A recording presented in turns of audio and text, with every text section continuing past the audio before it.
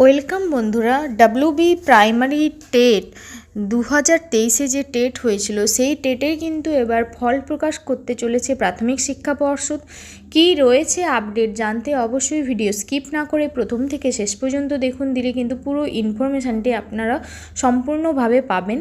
প্রাথমিক শিক্ষা পর্ষদ কিন্তু জানিয়েছিল যে দুবার করে টেট গ্রহণ করা হবে, কিন্তু সেখানে বছরে হয়তো দুবার হয়নি, কিন্তু 2022-এর পরে 2023-এর 24শে ডিসেম্বর টেট হয় এবং যেখানে 22 সালের তুলনায় কিন্তু পরীক্ষার্থীর যে সংখ্যা সেটাও কিন্তু কম ছিল, প্রায় 50% ছিল।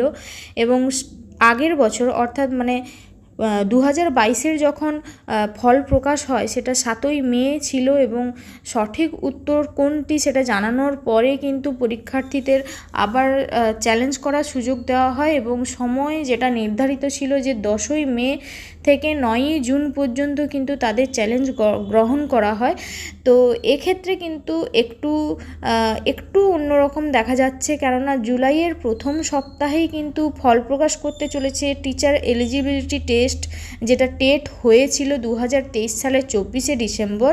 কিন্তু পরীক্ষার প্রায় 7 মাস অতিক্রান্ত হয়ে গেলেও এখনও কিন্তু ফল বেরোয়নি। এটা নিয়ে কিন্তু সবাই চিন্তায় ছিল এবং যারা পরীক্ষার্থীরা বা চাকরি প্রার্থীরা যারা ছিল তাদেরও কিন্তু মনে প্রশ্ন ছিল অবশেষে কবে ফল বেরোবে।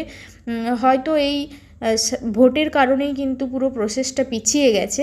অবশেষে প্রাথমিক শিক্ষা পর্ষদ যেটা জানিয়েছে যে সামনের মাসের প্রথম সপ্তাহে ফল প্রকাশ করা হবে এবং পর্ষদ সভাপতি জানান যে তাদের আনসার কি চ্যালেঞ্জ গ্রহণ করা শেষ হয়ে গেছে, এবারে ফাইনাল অ্যান্সার কি আপলোড করা হবে, তারপরেই তারা ফল প্রকাশ করবে।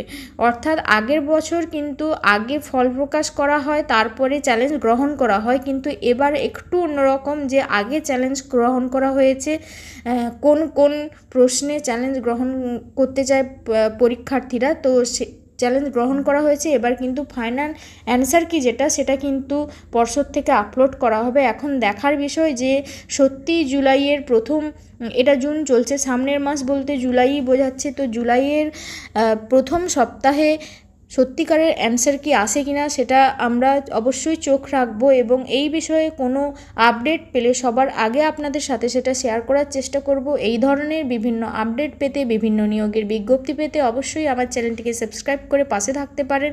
আজকের মতো এখানেই শেষ করছি, ধন্যবাদ।